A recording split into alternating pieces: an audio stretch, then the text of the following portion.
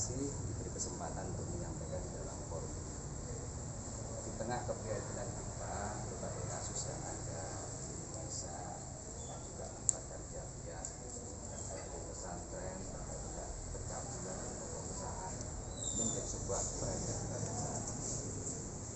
Namun demikian harus dipahami bahwa tidak semua permasalahan atau kasus per kasus itu bisa digeneralisasikan.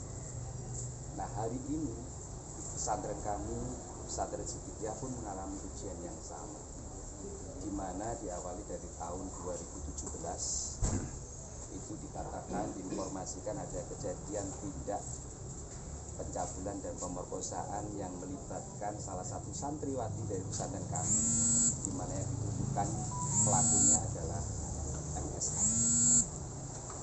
Dari awal kemunculan kasus ini sudah sangat jelas bahwa ada upaya-upaya untuk melakukan kebohongan publik dan fitnah bagi pesantren, di mana di awal di framing demikian luas melalui media-media massa bahwa pelapor atau korban itu dinyatakan adalah anak di bawah umur, dan ini pasti akan mengentak seluruh lapisan masyarakat karena kami pahami ini adalah kasus yang sensitif. Sampai-sampai dari Komisi Perlindungan Anak, komisi waktu itu Pak Sirait juga dihadirkan, karena pasti akan berkepentingan kalau menyangkut persoalan anak di bawah umur. Tapi faktanya adalah pelapor ini sudah dewasa. Nah, ini ada apa? Sebuah framing yang dibangun dengan atas nama kebenaran, atas nama keadilan, tapi dibangun dari fondasi kebohongan besar. Yang kedua, bahwa MSA ditetapkan oleh Polres Jombang dalam status tersangka tanpa sekalipun dimintai keterangan. Dan ini tentu saja pasti akan melanggar hak-hak sebagai masyarakat, melanggar aturan-aturan ini. Selanjutnya kemudian permasalahan ini bergulir sampai dengan diambil alih oleh Polda. Framing yang dibangun demikian luas dengan melibatkan LSM, media, bahkan yang terakhir Ombudsman, Kompolnas, Komnas Perempuan, semua terlibat di dalam persoalan ini. Yang menjadi tanda tanya besar adalah kenapa pelaporan tahun 2019 di mana tersangka tidak pernah diperiksa sekalipun di dalam penetapan tersangka ini demikian panjang prosesnya.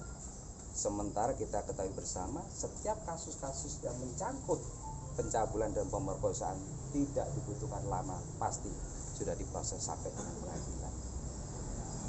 Nah, fakta yang lain adalah ketika kasus ini diambil alih oleh Polda, maka berkas yang dilimpahkan Polda ke Kejaksaan dikembalikan 7 kali. Ini harus dipahami bersama. Artinya ada persoalan-persoalan yang tidak mampu diselesaikan oleh Polda untuk melengkapi berkas.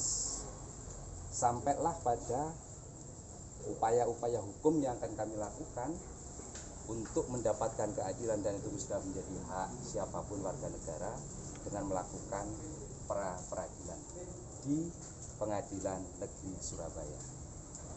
Hasilnya tidak diterima karena secara formil keputusannya perlu melibatkan Polres. Di sisi yang lain, kasus ini kemudian terus menggelinding sampai dengan ada keterlibatan pihak-pihak yang ada di Jakarta. Kita tahu di Jakarta di sebuah konten YouTube yang dilakukan disampaikan bahwa beberapa pihak, ada Susi, ada Anabila dari LSM Jombang mengatakan bahwa tersangka pada saat sudah ditetapkan sebagai tersangka tidak kooperatif, tidak pernah memenuhi panggilan Polda untuk diperiksa. Ini juga kebohongan publik dan menyesatkan, karena faktanya PSK sudah hadir di Polda untuk diperiksa.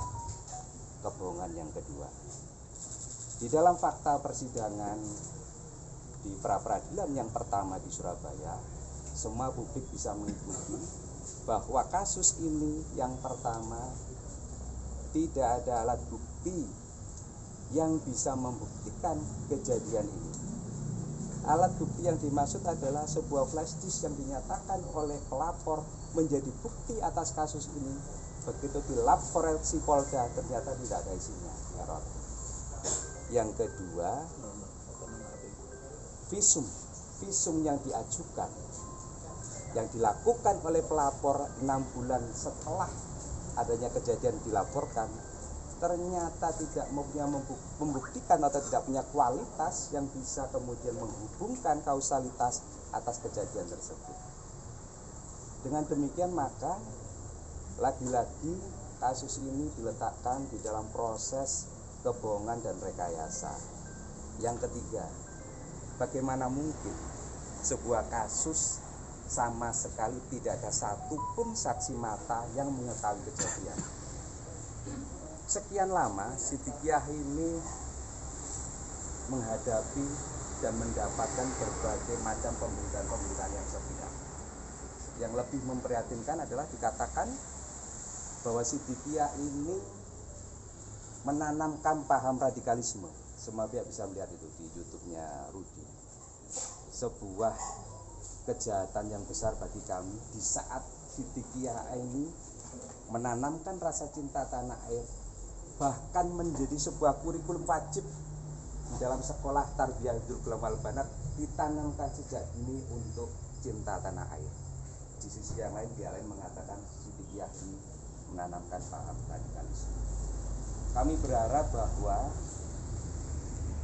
persoalan ini harus dipahami dengan jernih, diletakkan pada dasar-dasar objektivitas fakta-fakta hukum yang ada, tidak diletakkan pada persepsi, opini, bahkan kepentingan-kepentingan yang justru kami simpulkan ini adalah upaya untuk melakukan kriminalisasi pesantren. Itulah pada kesempatan terakhir ini kami melakukan upaya-upaya pembelaan. Setelah sekian lama atas nama kondusivitas kita tidak pernah melakukan perlawanan ataupun menanggapi berbagai pemberitaan-pemberitaan yang ada. Hari ini kami berharap ini semua bisa disampaikan secara terbuka. Terkait kegiatan polisi tadi di sini apa saja? Ya, kami dari pesantren Siddiqiyah ini tentu saja dididik untuk memberikan penghormatan, menghormati baik pemerintah, institusi Polri atau siapapun. Dan kita memandang bahwa kehadiran dari Polda tadi untuk menyampaikan surat, kami tidak tahu persis surat apa yang mau disampaikan, itu adalah bagian tugas dari institusi Polri. Kami menghormati dan tadi dari informasi yang saya terima juga diajak untuk masuk. Namun demikian kami dari pesantren ini terkait dengan kasus sudah ada tim pengacara, sehingga tadi teman-teman tidak ada hak untuk menerima surat dan dipersilakan untuk berkomunikasi kepada tim pengacara kami. Tujuannya apa tadi selain mengantarkan surat? Tidak lebih hanya mengantarkan surat, itu yang kami terima. Atau menjemput untuk? Belum ada keterangan terkait itu. Ya. Kasus ini berapa pengacara yang disiapkan? Ada 4 pengacara yang kami siapkan dan kita melakukan upaya hukum yang kedua dengan melakukan pra peradilan yang kedua di PN Jombang. Targetnya tentu saja kami berharap untuk mendapatkan keadilan, di mana proses penetapan tersangka yang tidak sesuai dengan mekanisme hukum kami mohonkan keadilan dari pengadilan negeri untuk membatalkan. Untuk polisi tadi sempat dipertemukan dengan putra Pak ya? Tidak sempat. Ya, karena kebetulan tadi ketika kita ajak untuk masuk ke dalam, Pak Hendra kalau tidak salah, AKBP Hendra menyampaikan di depan pesantren kami, dan perlu kami informasikan bahwa MSA hari ini berada di Jombang, berada di kediaman dalam kondisi yang baik-baik saja, walaupun beberapa waktu yang lalu agak kurang badan. Langkah MSA selanjutnya Pak pasca pemanggilan hari ini apa yang akan dilakukan? Kami mengharapkan ada penghormatan terhadap mekanisme dan upaya hukum yang kami lakukan, sehingga masing-masing bisa menahan diri sampai dengan kita mengikuti proses persidangan di pra peradilan.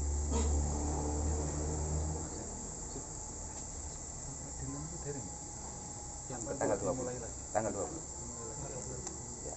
Dan kawan-kawan ini kita bisa menyaksikan bahwa hari ini di pesantren kami ini setiap hari ada ribuan santri-santriwati kita, baik itu yang bermukim di lingkungan pesantren maupun yang setiap hari mengalir dari daerah-daerah.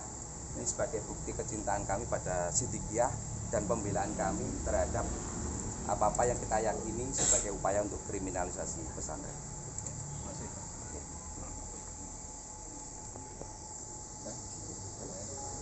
Cukup?